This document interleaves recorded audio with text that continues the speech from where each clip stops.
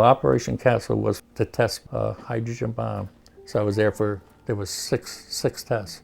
And the first one, unfortunately, was a disaster. I guess I was 18 years old at the time.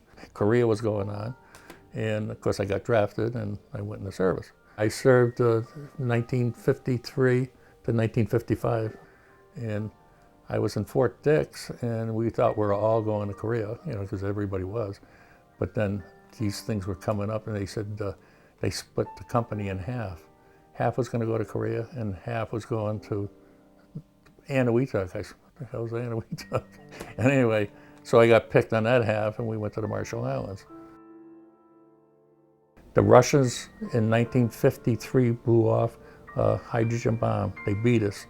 So that's what happened. They were working on getting a bigger one, and we were too. And ours was the biggest one in the United States ever blew off. It was 18 megaton. That's equivalent to 18 million tons of TNT going off at one time.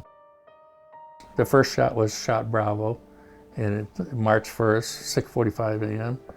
And he had these glasses like welding glasses. You could look at the sun, you couldn't even see it.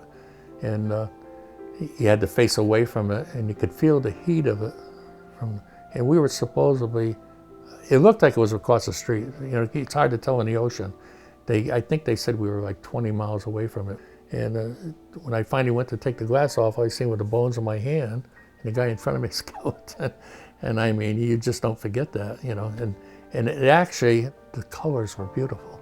I hate to say that, but it was, and you'll hear a lot of guys that'll say the same thing. It was really the colors, but I mean, it's just, you can't believe it. I thought the world was going to fall apart. I really did. Because I figured, how could the world stand a bomb like that? It's beyond me. They had a decontamination barge alongside our ship, and they took our clothes, threw them away, and hosed us down. We got on shore, the island right next to Eniwetok, and there was a decontamination shower set up there. So we took shower after shower after shower. I took like 30 showers, I swear. And evidently they must have kept checking us some more. And then they had the issue with all new clothes. We lost all our belongings, all my pictures and everything, stuff that we had. And I ended up in the hospital. That was it. And then there was 5 more tests after that, but that first one was a total disaster. It really was. Operation Bravo was 1,000 times bigger than Hiroshima and Nagasaki bomb.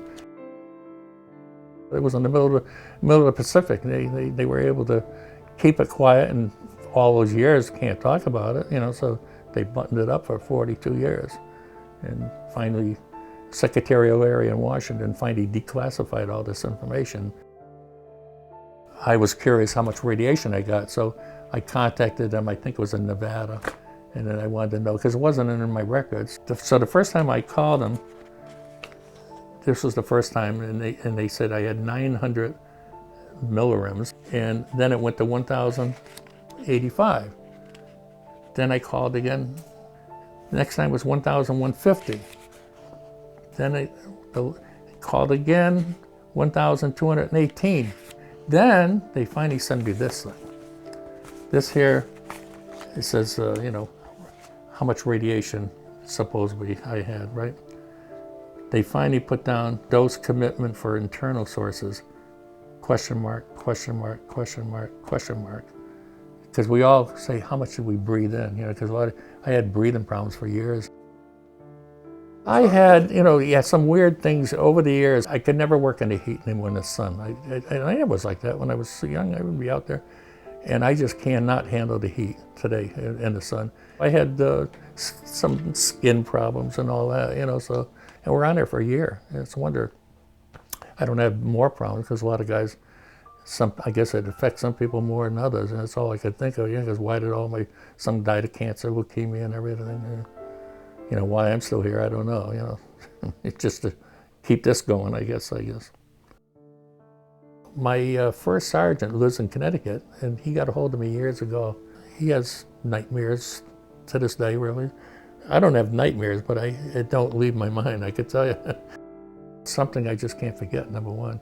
And I really should ease off on it, because it's become an obsession with me, because you just can't believe some of the things that they've done, and it's not the first time, it's been many times.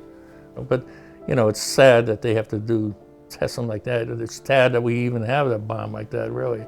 If you seen it, you wouldn't believe it. Yeah, I thought the world was going to fall apart. I really did.